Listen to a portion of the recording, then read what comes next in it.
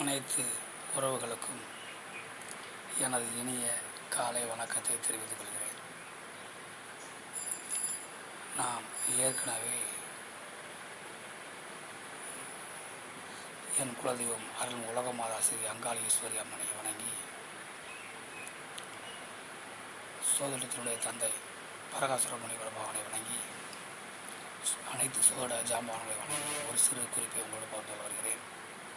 நான் ஏற்கனவே ஒரு கிரகம் உச்சமடைந்திருந்தால் அந்த கிரகம் பலமாக இருக்கிறது என்பதை நாம் எப்படி காண்பது என்ற வீடியோ ஏற்கனவே போட்டிருக்கின்றோம்.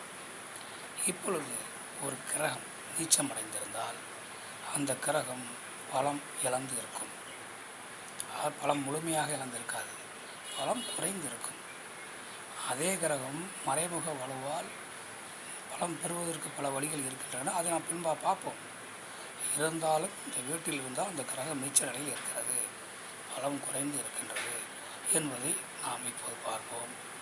அந்த அடிப்படையில் எந்தெந்த வீடுகளில் எந்த கிரகங்கள் இருந்தால் பலம் குறைந்திருக்கும் என்பதை இப்பொழுது நாம் இந்த வீடியோவில் காண்போம்.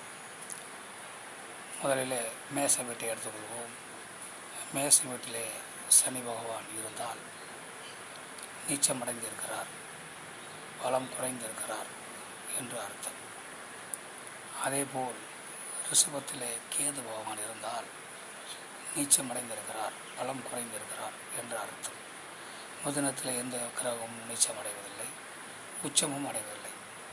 அதேபோல் கடகத்திலே செவ்வாய் பகவான் இருந்தால் நீச்சமடைந்திருக்கிறார், பலம் குறைந்திருக்கிறார் என்று அர்த்தம். அதேபோல் சிம்மத்திலும் எந்த கிரகமும் நீச்சமடைவதில்லை.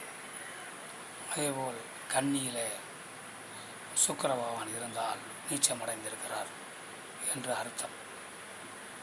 அதேபோல் துலாமிலே சனி பகவான், அதேபோல் துலாமிலே சூரிய பகவான் இருந்தால் நீச்சமடைந்திருக்கிறார் என்று அர்த்தம், பலம் குறைந்திருக்கிறார் என்று அர்த்தம்.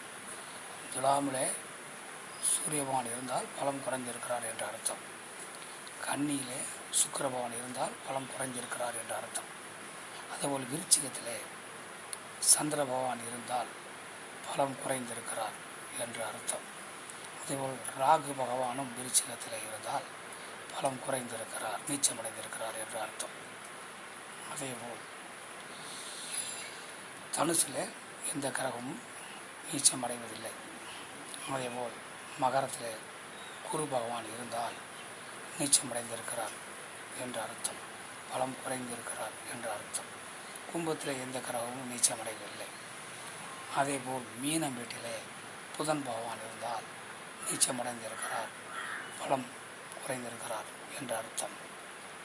அதனால் எந்தெந்த கிரகங்கள் எந்த வீட்டிலே நீச்சமடைகின்றன, பலம் குறைந்திருக்கின்றன என்பதை நாம் பார்த்தோம். மற்ற விவரங்களை அடுத்த வீடியோவில் காண்போம். நன்றி, வணக்கம்.